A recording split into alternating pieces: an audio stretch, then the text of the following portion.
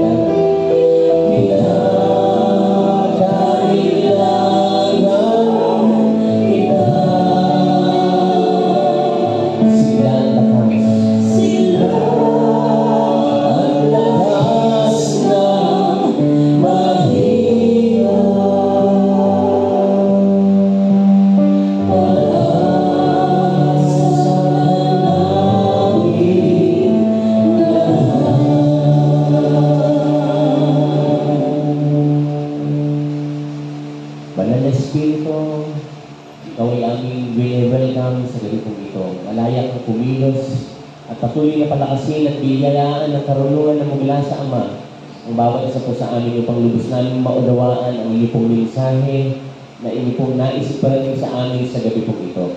Kaya naman patuloy ka namin pupurihin, patuloy ka namin luluwalhatiin at sasambahin sa Espiritu at sa katotohanan. Papurihan natin ng malakas ang Panginoon at sama-sama tayong magpuri sa ating lakilan, El Shaddai. Hallelujah!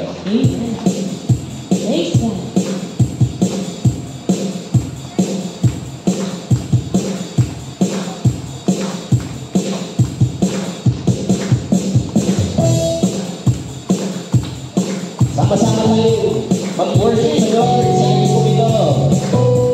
Palakasin daw ang bawat isa po sa amin. Halina! Halina tuloy, hindi ang Diyos natin. Hindi ang Diyos natin.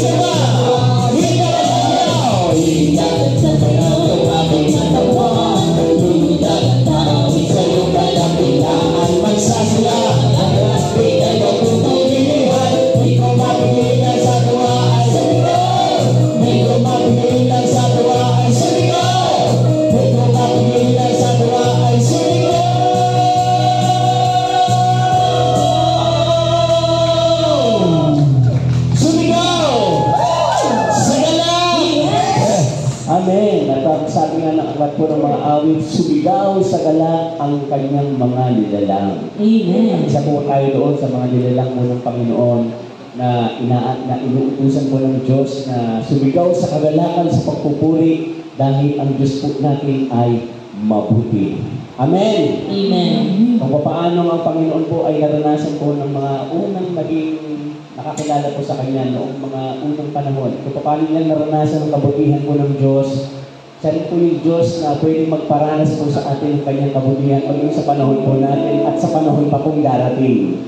Kaya naman, lagi natin kilalin po ang Panginoon, hindi lang po kapag tayo po ay nasa simbahan, nasa gawain po ng Lord, kundi sa bawat araw po ng ating buhay, sa ating mga tahanan, lagi natin i-acknowledge po ang Lord o ang Diyos.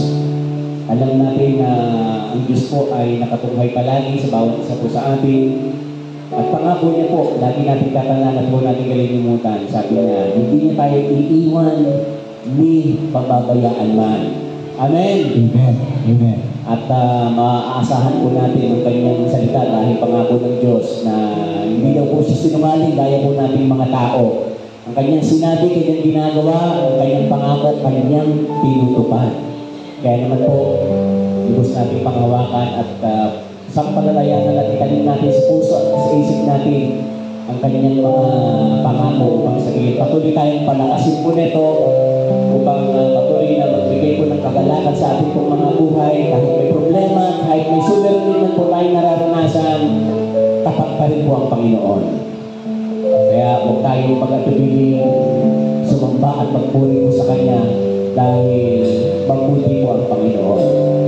Kaya pagnilayan po natin ang awit dito sa gabi po ito, kung bakit natin siya pinupuri, bakit natin siya sinasamba, dahil lang ba sa mga biyaya o pagpapala, o dahil mismo ang Panginoon na siyang minamahal po natin. Amen.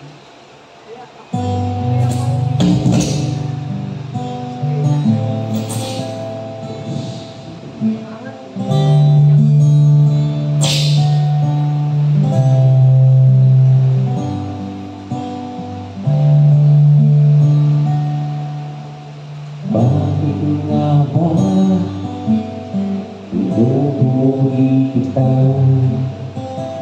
Bakit nga ba sinasamba? Bakit nga ba pinaglilingkuran? Bakit pinasasalamatan? Pili po natin. Bakit nga ba pinupuri kita? Bakit nga ba sinasamba? Bakit nga ba pinaglilingkuran? Bakit pinasasalamatan? Nais ko ibigin ka, hindi dahil sa pagpapala. Nais ko ibigin ka, hindi dahil sa himala. Nais ko ibigin ka, dahil sa ikaw ay ikaw. Dahil sa ikaw ay ikaw. Mahal kita, mahal kita.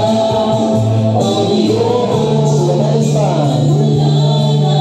Minsan talagang bakit nga ba? Bakit nga ba pinupuri kita? Bakit nga ba sinasamba?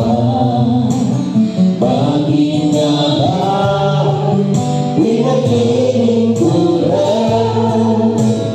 Bakit pinasasalamatan?